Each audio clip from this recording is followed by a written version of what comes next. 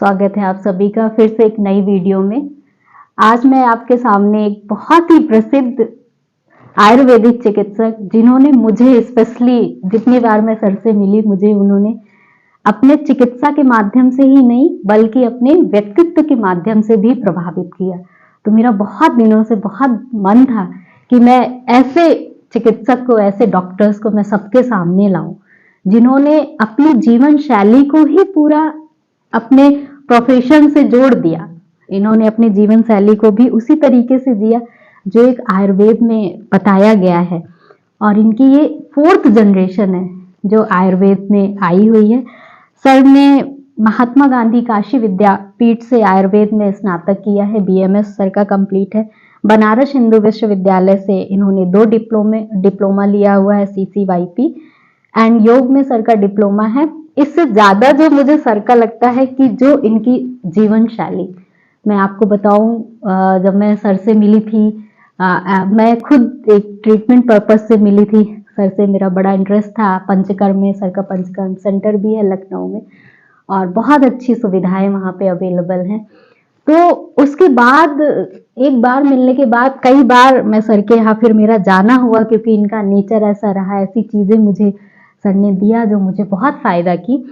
तो उस दौरान मुझे पता चला कि सर, सावन का महीना था और सर व्रत रख रहे थे, मंडे निराजल व्रत। तो वो मुझे इतना ज्यादा प्रभावित किया सर का। तो आज मैं उसी विषय पे बात करूंगी कि सर, क्या लोगों के भी एक जीवन शैली जो आप जी रहे हैं, या क्या जरूरी है हमारी जीवन शैली में, एक हमें फिजिकली और मेंटली हेल्दी रहने के लिए क्या जरूरी है, मैं सर के ही द्वारा मैं पूछूंगी। और मैं सर से चाहूंगी कि लोगों को अवेयर करे, जागरूक करे कि हम अपने बहुत बिजी शेड्यूल में भी ऐसी क्या छोटी छोटी चीजें अपनाएं कि हम थोड़े से मेंटली और फिजिकली हेल्दी रह सके।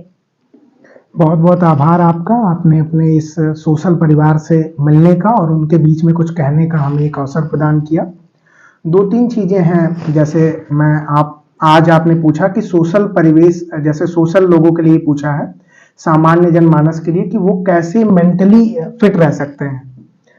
मेंटली फिट का मतलब ये है कि आप जो कुछ भी कर रहे हैं, 24 घंटे हर एक व्यक्ति को मिलते हैं, उन 24 घंटे में आपने अपना जो कुछ भी किया वो सब आपके शारीरिक, मानसिक और सामाजिक, इन तीनों स्वास्थ्यों पे निर्भर करता है और इसका प्रभाव उन तीनों स्वास्थ्यों पे पड़ता है। अगर आपने लेट आप उठते हैं, जैसे कई लोग होते हैं ऐसा कि अलार्म लगाया उन्होंने, अब शुरुआत हम सुबह से ही करेंगे कि सुबह उठने से, सुबह उठने के लिए हमने अलार्म लगाया, अलार्म लगाकर फिर हमने ये देखा कि 5 मिनट के लिए और बढ़ जाए, फिर 5 मिनट के लिए और बढ़ जाए। मेरे पास बहुत सारे लोग ऐसे आते हैं जो कहते हैं कि सुबह अलार्म लगाते हैं बट उठते नहीं। उसके पीछे का रीजन ये होता है कि आप जब अलार्म लगाते हैं, अलार्म बजा, 5 मिनट का आपने फिर उसको गैप लेके फिर वो 5 मिनट के बाद बजता है। तो ये इसलिए होता है क्योंकि आप रात में जब सोने जाते हैं उस समय आपने क्या किया, उसका प्रभाव आपके सुबह उठने पे पड़ता है। आप रात में सोते समय जब आप बिस्तर पे जाते हैं तो आपने फोन यूज किया, आपने लैपटॉप यूज किया, आपने ऐसा कुछ भी नहीं किया जो आपके मेंटली फिट रहने के लिए जरूरी है, तो फिर वो सारी चीजें सुबह से ही आपके पूरे दिन को प्रभावित करती हैं। सुबह आपने जो कुछ भी किया उसका प्रभाव शाम तक आपकी दैनिक दिनचर्या पे आता है।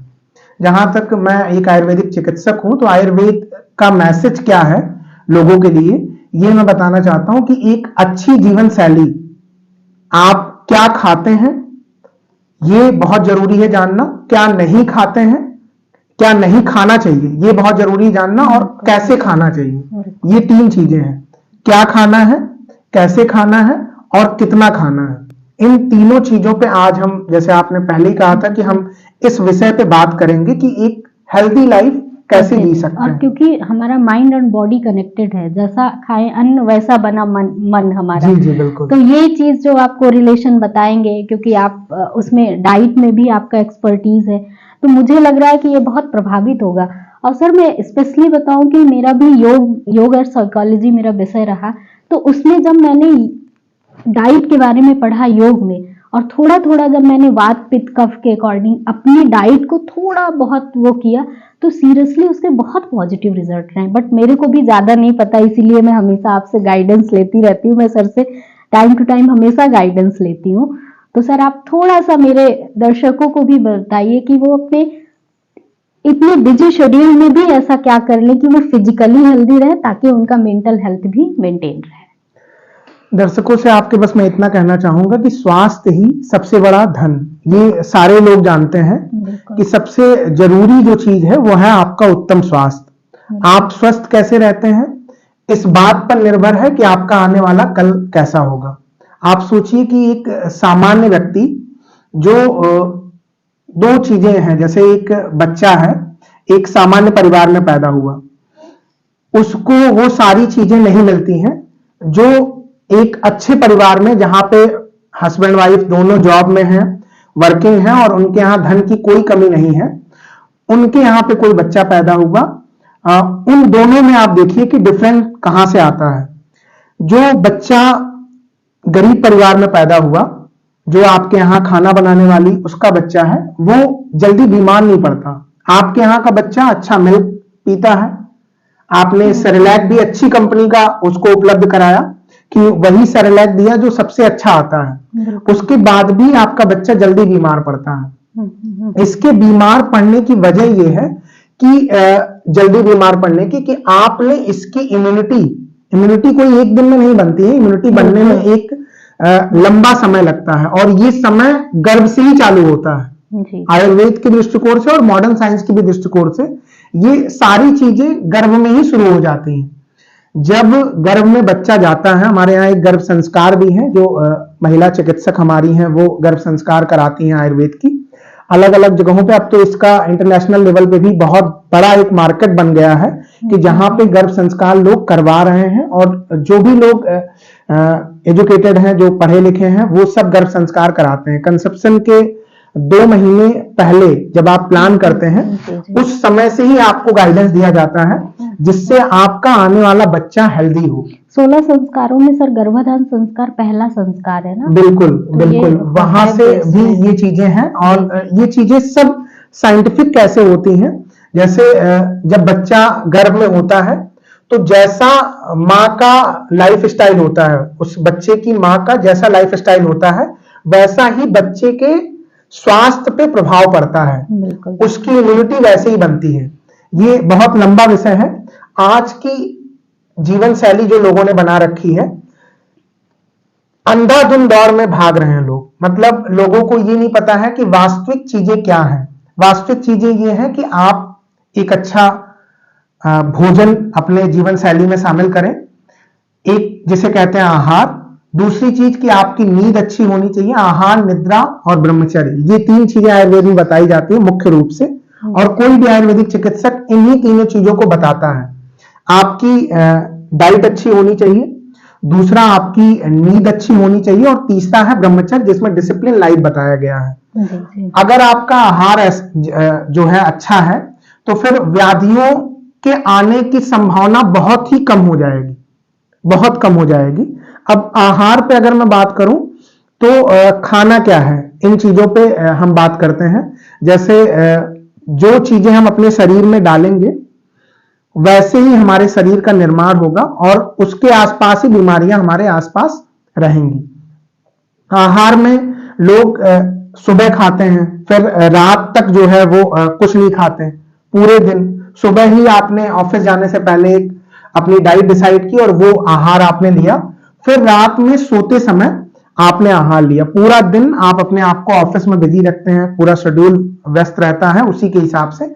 लेकिन आयुर्वेद कहता है कि पेट को हवन कुंड बनाना है, थोड़ा थोड़ा करके गैपिंग के बाद हमें डालना है। जितनी भूख है उससे थोड़ा सा कम खाइए, ये एक दृष्टिकोण है।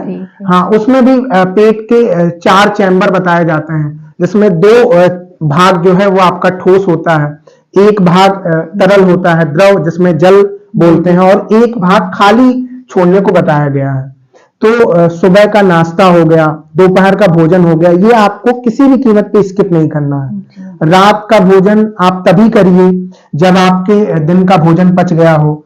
अन्यथा रात का भोजन आप मत करिए। अगर आपको लगता है कि आपका पेट भारी है, भरा हुआ है, तो आप रात का भोजन अवॉइड करिए। ये आपके स्वस्थ रहने के लिए बहुत जरूरी है। सर सुबह के भोजन में जैसे बोला गया है कि राजा की तरह खाएं, मतलब हैवी ले सकते हैं, क्योंकि उस समय जो सन क्लॉक के अकॉर्डिंग हम डाइजेशन हमारा वर्क करते हैं ना।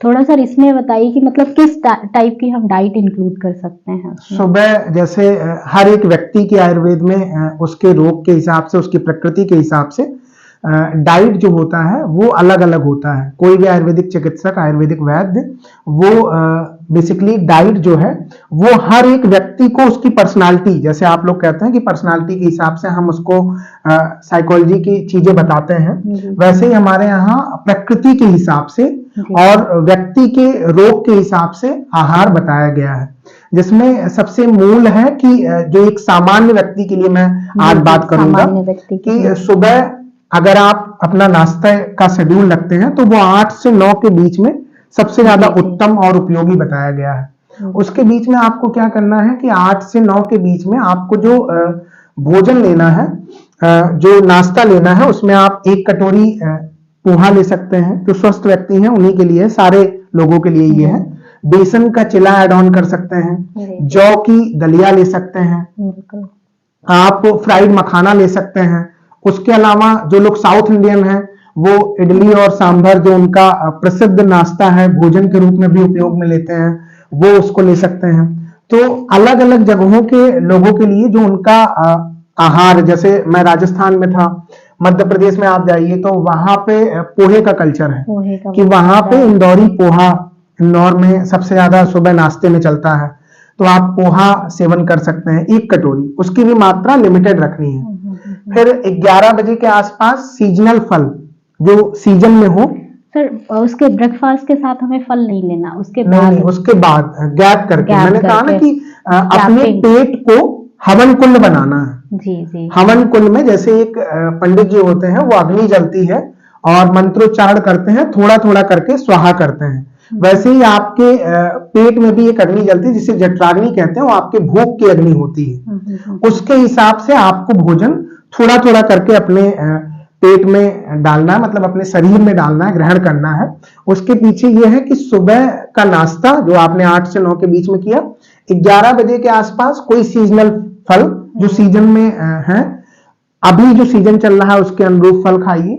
जैसे अभी ठंडियों का समय चल रहा है तो ज्यादातर फल उपलब्ध हैं। जो आम अभी अप्रैल मई से आना चालू हो जाएगा, तो जो सीजन में है उन्हीं का चुनाव करिए। ऐसा नहीं है कि अप्रैल मई में आम आना चालू होता है, जून तक आता है और आप मार्च से ही आम खा रहे हैं। सीजन में नहीं है तो वो फिर कहीं ना कहीं उसमें पेस्टिसाइड और ये प्रिजर्वेटिव्स मिला के उनको पकाया गया है, बनाया गया है, जो आपके लिए नुकसानदेह है, आपके स्वास्थ्य के लिए नुकसानदेह है। दोपहर का जो भोजन होता है वो 1 से 2 के बीच में करना होता है। सुबह का भोजन राजा की तरह, उसका आशय ये है कि जो आपका दोपहर का भोजन होना चाहिए वो प्रॉपर वे में करिए। इसका जो टाइमिंग है वो 1 से 2 के बीच में है।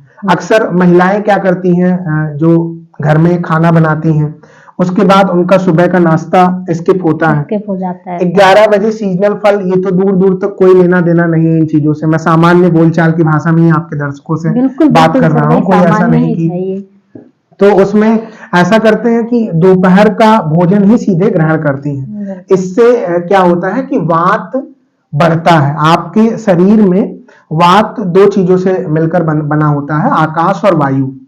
अब वायु विकार फिर आपके शरीर में बढ़ता है, माइग्रेन की समस्या होती है, सर दर्द करता है, मूड स्विंग होता है, इरिटेटिंग नेचर हो जाता है, किसी भी चीज पे तुरंत रिएक्शन बहुत एग्रेसिव होता है। इसके पीछे का ये रीजन होता है।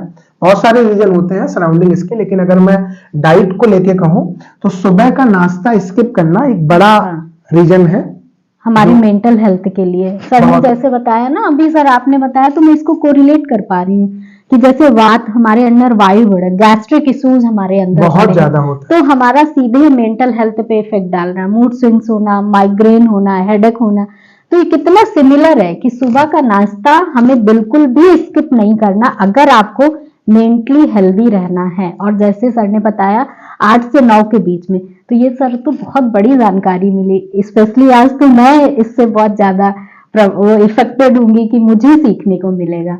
तो आज हमने बात कर लिया आहार पे। सेकंड सर आप किसमें? आहार में ही अभी बहुत सारी चीजें हैं। आहार एक बड़ा विषय है आयुर्वेद के दृष्टिकोण से। हम ये जो बात कर रहे हैं एक सामान्य, अगर कोई व्यक्ति व्याधि है या निरोगी है, अस्वस्थ है, तो उससे मैं बोलूंगी प्लीज आप डॉक्टर से ही राय लेके ही अपना डिसाइड करें, क्योंकि अधूरा ज्ञान कई बार खराब भी होता है। लेकिन एक सामान्य जनमानस के लिए कि किन छोटी छोटी चीजों का हमें ध्यान रखना, आज मैं उस पर बात करना चाह रही हूँ कि आप बिना डॉक्टर के पास गए भी अगर अपने थोड़ी चीजों पे ध्यान रखें तो आप मेंटली और फिजिकली हेल्दी रह सकते हैं। आयुर्वेद में कुछ चीजें हैं, जैसे आयुर्वेद कहता है कि स्वस्थ से स्वास्थ्य रक्षणम आतुरस्य विकार प्रशमनम च, अर्थात हम स्वस्थ व्यक्ति के स्वास्थ्य की रक्षा करते हैं। तो ये जो सेशन चल रहा है हमारा आपका, ये सभी जो स्वस्थ व्यक्ति हैं वो तो ज्यादातर लोग देखेंगे इसको, और वो अगर कुछ हिस्सा भी आत्मसात करते हैं तो हमारा और आपका ये जो आपका ये सोशल समूह है उससे जो ये मैसेज हम लोग देना चाहते हैं वो अच्छे से कन्वे होगा। और आतुरस्य विकार प्रशमनम च, आतुरस्य अर्थात रोगी के विकार का भी उपचार करना और स्वस्थ व्यक्ति के स्वास्थ्य की रक्षा करना, ये आयुर्वेद का एक प्रयोजन है। और अब जैसे आहार पे हम बात कर रहे थे, आहार एक बहुत लंबा विषय है, बहुत बड़ा विषय है।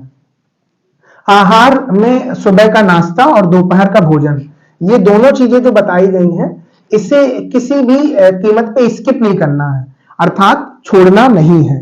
अब रात का भोजन आप तभी करिए जब आपको लगे कि आपका दिन का भोजन पच गया हो। उसके पहले क्या करना है कि शाम को आप 5 बजे के आसपास कुछ भी जो आपको लगे, जैसे स्प्राउट्स ले सकते हैं, फ्राइड मखाना ले सकते हैं, सामान्यतः बन जाता है। ये दोनों चीजों में कोई ऐसा नहीं है कि आपको किचन का बहुत प्रयोग करना है।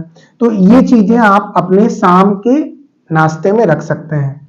चाय आपको छोड़ना है। एक लंबी जनरेशन है, बहुत बड़ी जनरेशन है, जो लोग आजकल सोशल साइट्स पे भी मैं देखता हूं कि चाय लवर, टी लवर, कुछ ऐसे लोग भी हैं जो खुद ही एक अच्छे चिकित्सक हैं, उसके बाद भी वो टी लवर के नाम से अपनी चीजों को प्रमोट करते हैं। उससे उनके सारे के सारे मरीजों पे भी एक असर जाता होगा, उनके दिमाग पे भी असर जाता होगा। चाय जो है वो कहीं ना कहीं आपकी जो एसिडिटी है, ऐसी प्रॉब्लम्स को जनरेट करता है। और आज के समय में अगर मैं सामान्य बोलचाल की भाषा में बताऊं तो वात, पित्त, कफ, हमारे यहाँ 3 दोष बताए जाते हैं। जैसे एलोपैथी में बैक्टीरिया, वायरस और एंजाइम, इन तीनों चीजों को देखते हुए इन तीनों चीजों के इर्द गिर्द ही एलोपैथ की चिकित्सा घूमती है। वैसे ही आयुर्वेद में वात, पित्त, कफ, ये 3 प्रकृतियां हैं। इन प्रकृतियों के हिसाब से ही व्यक्तियों का हम लोग डायग्नोसिस तैयार करते हैं। अब जैसे वात, ये सामान्यतः बुजुर्गों में जो वृद्धावस्था है उनमें बढ़ा होना चाहिए। पित्त जो है ये यंगस्टर्स की बीमारी है, उनमें ज्यादातर पाया जाता है। और कफ, ये जो छोटे बच्चे होते हैं उनमें बढ़ा होता है। आप देखते हैं कि सर्दी, जुकाम, बुखार ये ज्यादातर बच्चों में जल्दी हो जाता है। तो इसके पीछे भी दिनचर्या से हम अपनी जो दैनिक दिनचर्या है उससे सुबह से लेकर रात तक में हम एक बैलेंस कर सकते हैं कि ये विकार ना हो। आहार रात का अगर आपने लिया तो उसके बाद जो है आपको थोड़ी देर पैदल चलना है। कई बार ऐसा होता है, मेरे पास पेशेंट आते हैं, वो कहते हैं कि हम खाना खाने के बाद बहुत लंबा टहलते हैं। ऐसा नहीं करना है, भोजन के पहले आप टहलिए। सुबह शाम टहलना आयुर्वेद में बताया गया है।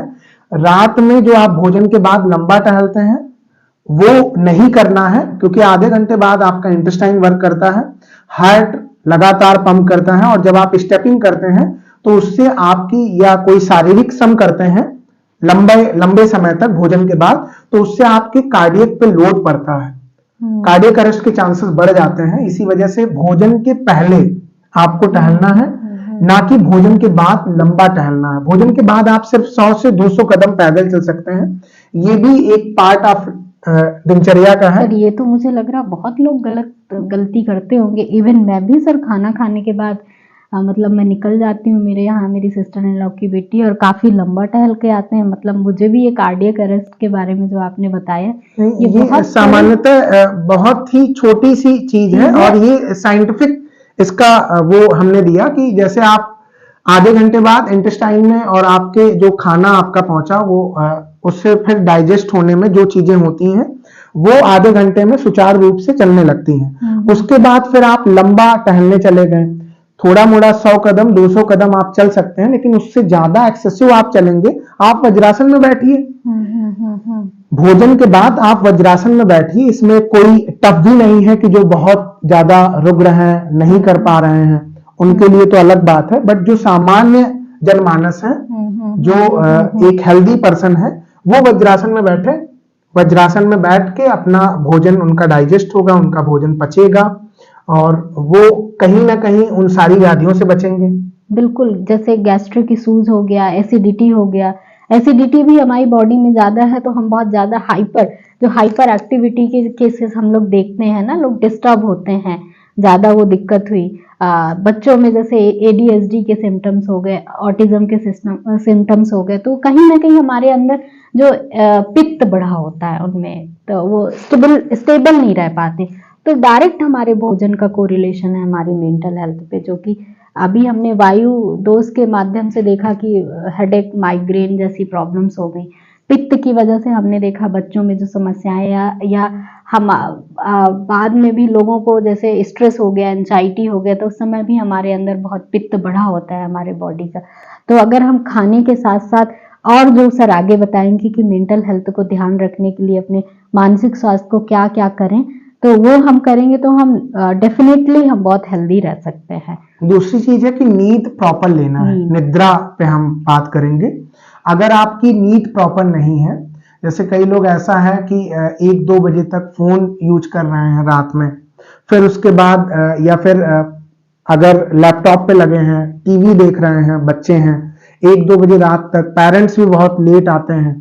भोजन अगर आपने शाम का 8-9 बजे तक, 10 बजे तक, 9 बजे तक मैक्सिमम आपको कर लेना है। आज की जनरेशन के हिसाब से ये और आपके प्रोफेशन के हिसाब से चीजें चेंज होती हैं, तभी मैंने 10 बजे तक भी बोल दिया, लेकिन मैक्सिमम आप प्रयास करिए कि 8 से 9 के बीच में रात का भी भोजन आपके घर में सारे लोगों को कर लेना चाहिए। ये एक बड़ा फैक्टर है। इसी के बाद फिर हम नींद पे बात करेंगे। अगर आपकी नींद प्रॉपर नहीं है तो वो कहीं ना कहीं मानसिक विकार पैदा करेंगे ही करेंगे। 8 घंटे की नींद, 7 से 8 घंटे की नींद हर एक व्यक्ति को लेना चाहिए। दिन में सोने से बचना चाहिए। ऐसा नहीं है कि फीमेल्स होती हैं ज्यादातर, वो दिन में भी सोती हैं, उससे भी वात और पित्त दोनों पे बुरा प्रभाव पड़ता है। वात व्याधि और पित्त व्याधि दोनों पे बुरा प्रभाव पड़ता है अगर आप दिन में सोना चालू करते हैं तो सर ये पावर नैप का, जैसे थोड़ी देर दिन में सो लिया जाए, मतलब मेंटली वो रखने के लिए, शांत और पीसफुल रहने के लिए पावर नैप की बात कही जाती है, तो क्या ये होना चाहिए या फिर? जी, पर्सन टू पर्सन आपके प्रोफेशन के हिसाब से वेरी करता है। जैसे आपका प्रोफेशन अगर ऐसा है तो फिर आप पावर नैप की तरफ जा सकते हैं, लेकिन अगर मैं बात करूं जो सामान्य महिलाएं हैं, ज्यादा जो घर पे रहती हैं, तो वो काम करने के बाद थोड़ा सा थकने के बाद फिर वो सोना चालू करती हैं, फिर रात में लेट सोना, बच्चे अगर पढ़ रहे हैं तो उनको देखते रहना, ऐसा नहीं करना है। हमें अपने सोने का, अपने सुबह उठने का, दोनों सिस्टम जो आयुर्वेद में बताया गया है दिनचर्या के हिसाब से, कई कई जगहों पे ये चीजें अलग हो जाती हैं। जैसे आपका प्रोफेशन अगर कुछ है ऐसा जिसमें आपको बताया ही गया है कि आप रात में जो है वो जगना है या रात में आपको उठना पड़ेगा, तो उसके हिसाब से फिर आप किसी अपने नजदीकी वैद्य या आयुर्वेदिक चिकित्सक के पास जो है वो जाके आप उनसे सलाह ले सकते हैं कि इसको मैनेज कैसे करें। ये एक बहुत जरूरी विषय है, इस चीज को समझना भी। जितने भी लोग अभी ये देख रहे हैं उनसे मैं यही कहना चाहूंगा कि जरूरी ये है कि आप अपने प्रोफेशन के हिसाब से अपनी एक डाइट और अपनी पूरी की पूरी दिनचर्या जो आपकी लाइफ स्टाइल है उसको एक आयुर्वेदिक चिकित्सक से समझ के, एक चिकित्सक से, किसी भी चिकित्सक से समझ के बनाएं और एक अच्छा स्वास्थ्य आप सब पा सकते हैं। सर मैंने ये केस देखा भी है, मतलब अपने हॉस्पिटल में, कि सर लोको पायलट होते हैं ना, उनकी ज्यादातर रात में कई बार शिफ्ट होती है, तो मैंने देखा कि उनकी नींद बहुत स्विच्ड होती है ना, कि कभी रात में उनकी ड्यूटी लग गई, कभी दिन में लग गई, तो उनमें मैंने देखा कि एंजाइटी और डिप्रेशन, क्योंकि नींद की वजह से बहुत सारे ऐसे केसेस देखे गए हैं। तो नींद का मैंने देखा कि कितना ज्यादा जरूरी है और प्रॉपर लेना कितना ज़रूरी है। तो सर ऐसे जैसे जो लोको पायलट जैसे लोग हैं, तो क्या हम उनको कोई और मेडिटेशन या कुछ ऐसी चीज़ें बता सकते हैं कि जो, अब उनका तो प्रोफेशन ऐसा है कि भाई उनको रात में तो फिर करना ही है, अब नहीं करेंगे तो उनका फाइनेंशियल सिक्योरिटी पे बात आ जाएगी। तो उसके साथ साथ जैसे अभी आपने एक चीज़ बताई कि आप अपने नियरेस्ट जो डॉक्टर्स हैं आयुर्वेद के ही, स्पेशली आयुर्वेद के जो डॉक्टर्स हैं, क्योंकि वो एक बैलेंस्ड आपको सजेशन दे सकते हैं, उनसे कंसल्ट कर ले। मान लीजिए किसी कारणवश वो नहीं कंसल्ट कर पा रहे हैं, तो उनके लिए आप क्या बताएंगे कि वो ऐसे मतलब कभी दिन और कभी रात में नींद जो डिस्टर्ब हो रही है तो वो क्या कर ले, उस समय क्या कर ले? कभी जैसे ऐसे लोग जो हैं जो बना नहीं पा रहे हैं, उनको सबसे पहले तो ये अपनी प्रायोरिटी पे रखना है कि हमें महत्व किन चीजों को देना है। महत्व अपने स्वास्थ्य को देना है। उसके लिए मैंने पहले भी कहा कि अपने नजदीकी किसी आयुर्वेदिक चिकित्सक से सलाह लेके कि हम अपनी लाइफ स्टाइल कैसे बैलेंस करें, इन चीजों के साथ हम अपनी लाइफ स्टाइल कैसे बैलेंस करें, इसके लिए आप अपने किसी भी जो चिकित्सक हैं उनके पास जाके आप उनसे सलाह लेंगे तो वो प्रॉपर आपको गाइड करेंगे कि सुबह आप इतने बजे उठिए, आप अपने दोपहर का भोजन ये रखिए, आप अपने जो शाम का है भोजन उसको ये रखिए। वो पूरा एक डिजाइन होता है। मैं प्रयास करता हूं मैं ये कहने के लिए कि रात में जो लोग भी सोते हैं उन पे ज्यादातर आपने ही बताया कि, और ये चीजें मैं भी देखता हूं कि वो मानसिक विकृति में चले जाते हैं, नहीं सो पाते हैं जो, हाँ बिल्कुल बिल्कुल उनके सामने ऐसी चीजें आती हैं आगे चल के कि वो मनोविकार की तरफ चले जाते हैं। बिल्कुल, बायोलॉजिकल क्लॉक जो सेट है सन के अकॉर्डिंग, सूर्यास्त हुआ तो उस समय हमें सोना है, हमारे बहुत सारे हार्मोन्स भी ऐसे सिक्रीट होते हैं, लेकिन एक चेंज हो रहा जो सिनेरियो सर उसमें तो इसके साथ साथ जो मेरा सर एक्सपीरियंस रहा कि उनको, मैं पर्सनली एज ए साइकोलॉजिस्ट मैंने उनको मेडिटेशन जरूर सजेस्ट किया कि कई बार आप अगर प्रॉपर एक सही तरीके से मेडिटेशन कर पा रहे हैं तो अगर आधे घंटे का मेडिटेशन की आप हैबिट डाल लिए, आफ्टर अगर आपका जब भी शिफ्ट खत्म होता है तो आपने एक आधे घंटे का मेडिटेशन ले लिया तो कहीं ना कहीं वो पूरी नींद को तो नहीं कंपनसेट करेगा, लेकिन फिर भी आपको मेंटली थोड़ा रिलैक्स करेगा थोड़ा। तो इस पे हम लोग क्या और आप कुछ हमारे यहाँ जैसे हमारे यहाँ एक जब हम लोग पढ़ते हैं तो उसमें एक विषय है स्वस्थ वृत्त का, उसके अंतर्गत सत्कर्म पढ़ाया जाता है। उसमें एक है चिकित्सा जो है वो है त्राटक। त्राटक के माध्यम से आप अपनी चीजों को बहुत हद तक बैलेंस कर सकते हैं। मैंने अपने निजी मैं अनुभव साझा करूं, मैं जब से मैंने त्राटक स्टार्ट किया है अपने जीवन में, तब से मेरे जीवन में कितनी भी चुनौतियां आए, मैं उन चीजों को हैंडल करने के लिए हमेशा तैयार रहता हूं।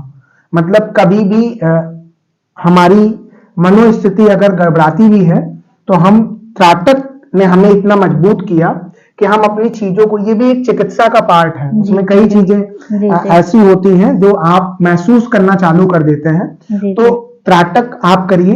त्राटक आप किसी बिंदु पे कर सकते हैं, किसी ज्योति को जला के, जैसे आप मंदिर में नहीं, ऐसे भी अपने हाथ के समानांतर रख के और आंखों के ठीक सामने रख के एक ज्योति दीपक जला के उसको देखते हुए आप त्राटक कर सकते हैं।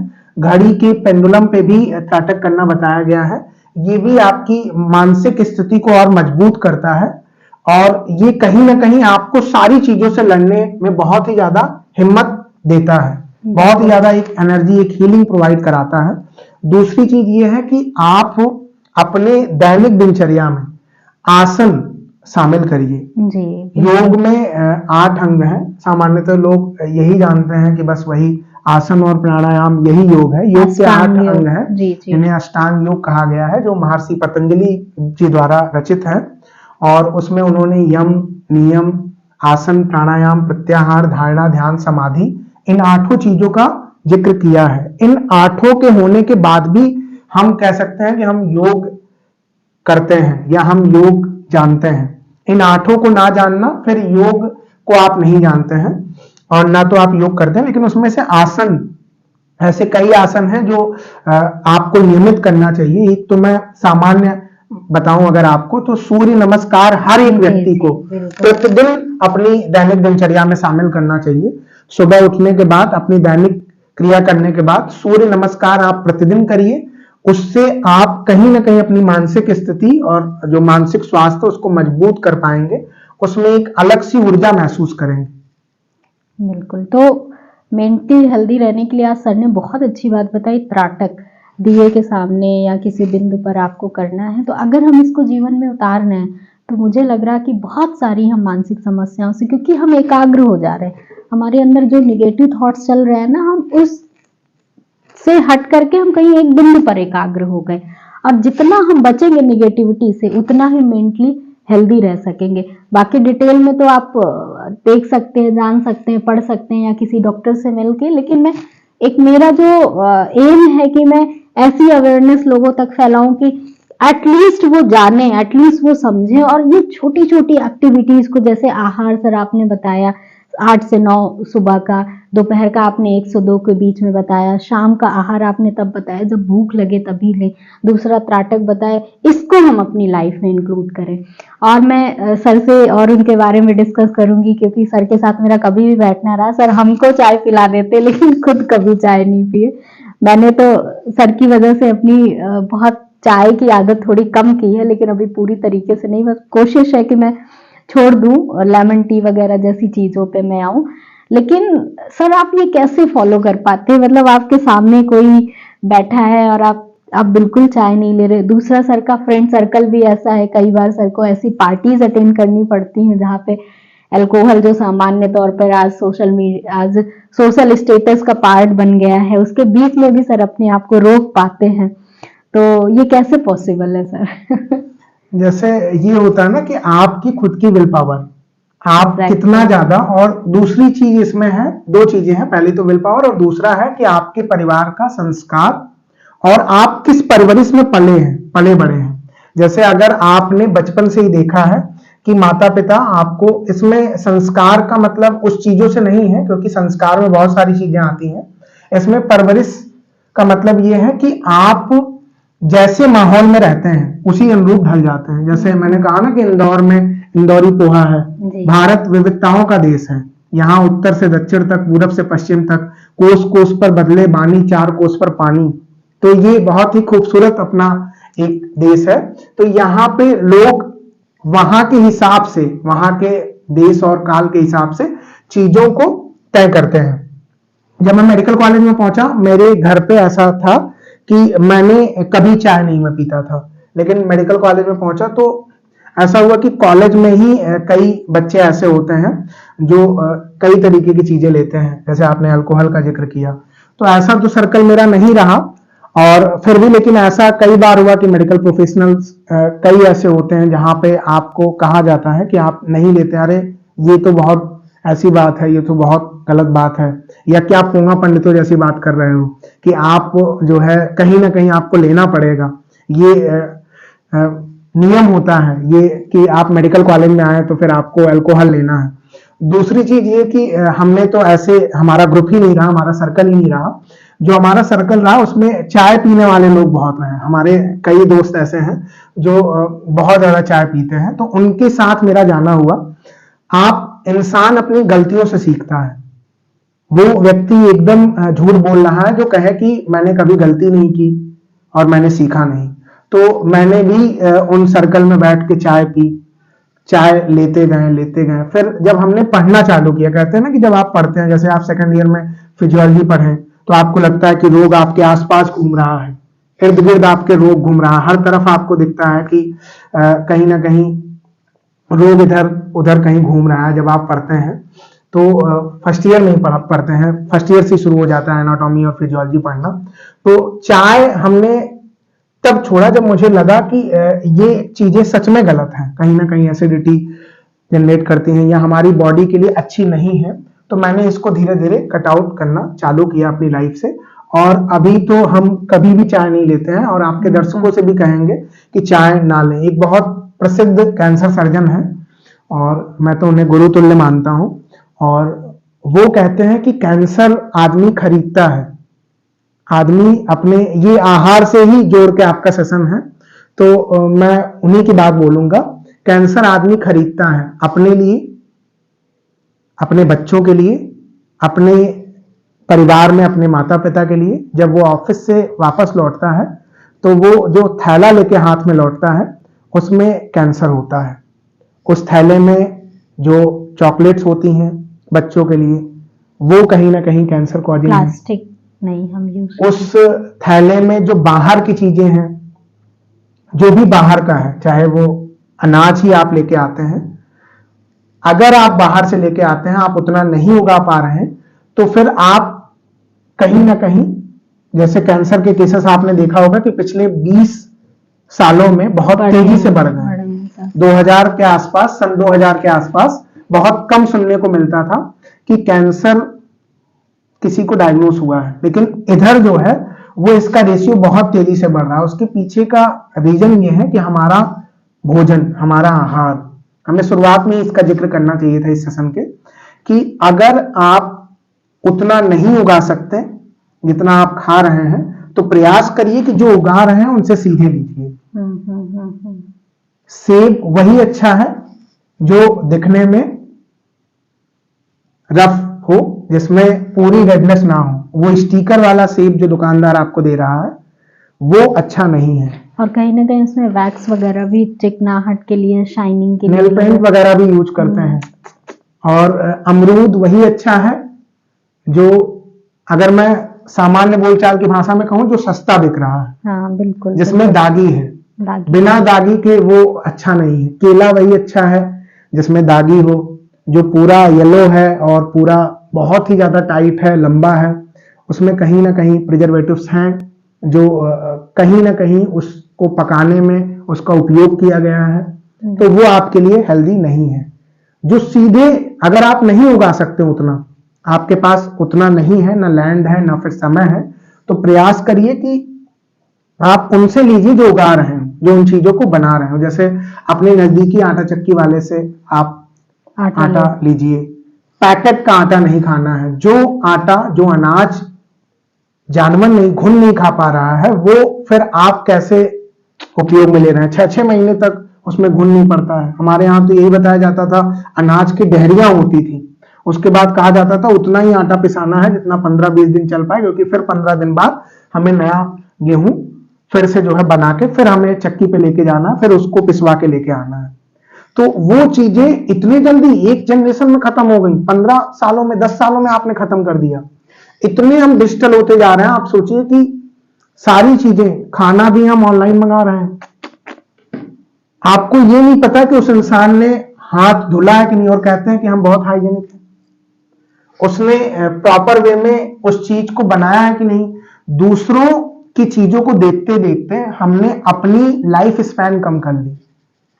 पहले क्या था कि जो लाइफ स्पैन की अगर मैं बात करूं तो कितना बड़ा बिल्कुल था कि एक, जैसे हमने एक पढ़ा कि किसी ने ईश्वर से पूछा कि कलयुग की आयु जो 4,84,000 वर्ष है, उसमें शुरुआत में जो लाइफ स्पैन थी लोगों की वो 150 वर्ष थी, 150 साल। लेकिन जब अभी 5,000 साल बीते हैं और अब इस समय की जो लाइफ स्पैन है वो 60 से 70 साल, 75 साल के आसपास है। और कलयुग के अंत में बताया गया है कि 20 साल होगी। ओहो, ये तो बहुत छोटा। सिर्फ 20 साल की उम्र होगी। उसके पीछे का यही आधुनिकीकरण।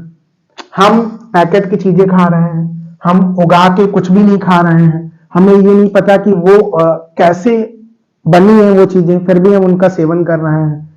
तेल, रिफाइंड ऑयल का प्रयोग बहुत तेजी से घरों में हो रहा है। जितना देखिए उतना रिफाइंड में चीजें बन रही हैं।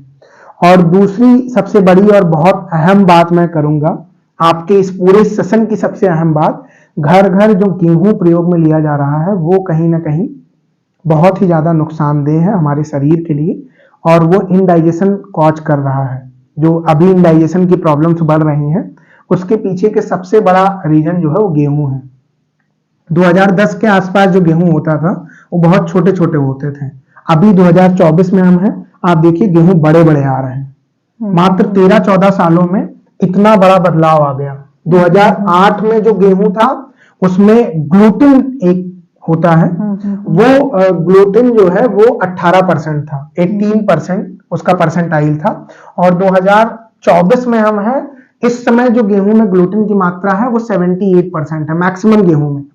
मैं सारे के सारे बात नहीं कर रहा हूं, लेकिन मैक्सिमम जो घरों में सेवन किए जा रहे हैं। और ग्लूटेन पेन को भी बढ़ाता है, इनडाइजेशन को कॉज करता है और कहीं ना कहीं आपकी बॉडी में आपकी शरीर को रोगी बनाता है। तो प्रयास करिए कि जैविक खेती की तरफ बढ़िए, रासायनिक खेती को हटा के। और ऐसा प्रयास इंडिया के एक टॉप कैंसर सर्जन है डॉक्टर अंशुमन कुमार, बहुत बड़े कैंसर सर्जन है, धर्मशिला कैंसर हॉस्पिटल में वो बैठते हैं, वहां के डायरेक्टर हैं ऑन्को सर्जरी के, और वो ये चीजें करते हैं, वो समय निकाल के खेती करते हैं, प्रतिदिन वो अपनी चीजों को देखते हैं, अपनी दैनिक दिनचर्या वो आयुर्वेद के हिसाब से उन्होंने डिजाइन कर रखा है। बहुत सारे लोग सर अब टेरेस गार्डनिंग करने लगे, छतों पे उगाने लगे हैं, और उनको जितना थोड़ी भी जमीन मिल रही है, एटलीस्ट जितना हम मिनिमम अपने आप को बचा सके, पूरा नहीं बचा सके लेकिन जितना हम बचा सके उतना तो हमें कोशिश करनी चाहिए, ताकि डाइजेशन अगर हम ठीक रहेगा तो कहीं ना कहीं डाइजेशन मुझे लग रहा बहुत हद तक हमारे मेंटल हेल्थ को, क्योंकि सर मैंने पढ़ा है जो हमारे साइकाट्री में इसमें बोला जाता है जब भी आप स्ट्रेस एंजाइटी में होते हो आपका डाइजेशन खराब हो जाता है, कार्टिसोल इतना बढ़ता है कि आप डाइजेस्ट ही नहीं होगा चीजें। तो दोनों वाइस वर्सा, डाइजेशन सही कर लीजिए तो आप अपने मेंटल हेल्थ को ठीक कर, या मेंटल हेल्थ ठीक है तो आपका डाइजेशन ठीक रहेगा।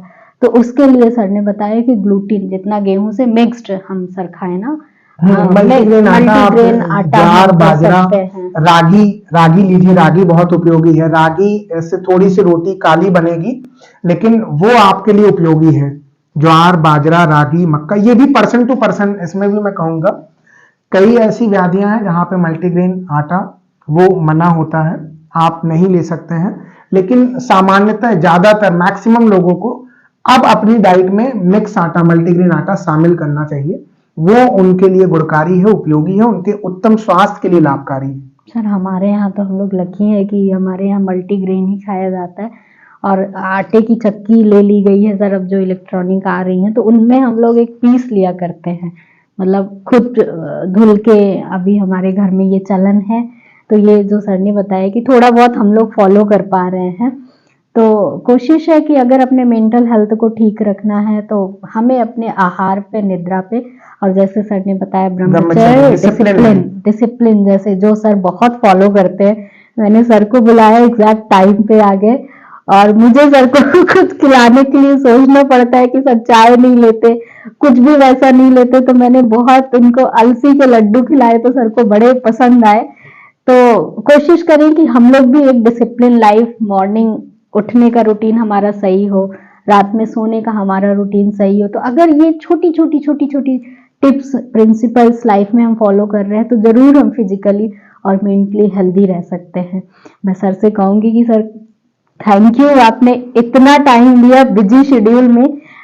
सर के यहाँ पेशेंट भी थे, लेकिन सर के साथ जो हमारी लेडी डॉक्टर हैं डॉक्टर साक्षी मैम, वो पूरा अभी देख रही है सर का क्लिनिक, और सर बहुत बिजी शेड्यूल में मुझे टाइम दिए, और मेरा बहुत मन था कि आयुर्वेद को मैं मेंटल हेल्थ से को रिलेट करूं, और कैसे हम आयुर्वेदिक जीवन शैली के माध्यम से अपने मेंटल हेल्थ को हम बेहतर बना सकते हैं, या स्वस्थ व्यक्ति को स्वस्थ रखा जा सके। सर का जैसे जो प्रिंसिपल था हम लोग भी अपना सके। सर और कुछ कहना चाहें? नहीं तो फिर हम इस सेशन को समाप्त करते हैं। आपके दर्शकों के लिए मैं बस इतना कहना चाहूंगा कि सही दिशा में मुड़िए और आयुर्वेद से जुड़िए। ये मेरी खुद की ही लिखी हुई लाइन है, और मैं अक्सर कहता हूं अपने जितने भी लोग हैं और जहां पे भी जाता हूं कि बाकी सब प्रयत्न है, आयुर्वेद रत्न है। ये बहुत जरूरी है कि आप सब आयुर्वेद से जुड़िए, आयुर्वेदिक चीजों को समझिए, अपनाइए, अपनी जीवन शैली में अपनाइए, और जब भी आप किसी आयुर्वेदिक चिकित्सक के पास जाइए तो वहां पे समय लेके आप अपनी सारी चीजों को बताइए। ज्यादातर आयुर्वेदिक डॉक्टर ऐसे हैं जो प्रैक्टिशनर्स हैं, वो आपकी चीजों को सुनते हैं, समझते हैं, फिर उसके बाद आपको उपचार देते हैं। तो और सब सिफर है, सिफर एक उर्दू का शब्द है जिसमें कहते हैं कि शून्य है, आयुर्वेद शिखर है। बहुत बहुत धन्यवाद आपका। तो मेरा भी पर्सनली जब मैंने योग और साइकोलॉजी पढ़ा तो मैं पहले सर बहुत अवेयर नहीं थी खान पान के लिए, लेकिन जब आपने बीच में बात कही ना, जब ज्ञान हमें आता है, जैसे जब आपको चाय का ज्ञान हुआ तो आपने चाय छोड़ी, तो आयुर्वेद में भी सर मैंने बहुत सारी चीजें, मुझे माइग्रेन की समस्या थी उस समय जब मैं अपनी यूनिवर्सिटी को मैंने ज्वाइन किया, उसके पहले मैंने तैयारी की थी, मेरा नहीं सिलेक्शन हुआ तो उसका इतना ज़्यादा मैंने स्ट्रेस ले लिया कि माइग्रेन में कन्वर्ट हुआ। वहाँ सर मैंने मेडिटेशन किया और खान पान, चाय को मैंने कम किया और मिट्टी की पट्टी से सर मैंने ट्रीटमेंट किया। तब मुझे समझ आया कि ये आयुर्वेद और ये नेचुरोपैथी या हमारा जो आहार है कितना ज़्यादा इम्पोर्टेंट है, और तब से मुझे बहुत ज़्यादा ट्रस्ट है। शायद इसीलिए मैं आज सर को यहाँ पे लाने का मेरा मकसद था। विश्वास कीजिए, आप मेरा विश्वास करिए, आप अपने जीवन में अपनाइए आयुर्वेद को, सच में चेंजेस हैं इसके। लेकिन मैं अगेन कहूँगी कि आप अपनी लाइफ में ज़रूर उसका प्रैक्टिकल करिए। बिना उसको प्रैक्टिकल किए, बिना उसे अपनाए, आप किसी की बात पे भी ट्रस्ट मत करिए आप, लेकिन अपनाइए जरूर। बिना अपनाए आपको उसका कोई रिजल्ट नहीं मिलेगा, और जरूर आप मेंटली हेल्दी रहेंगे। थैंक यू सर, बहुत बहुत धन्यवाद। Thank you.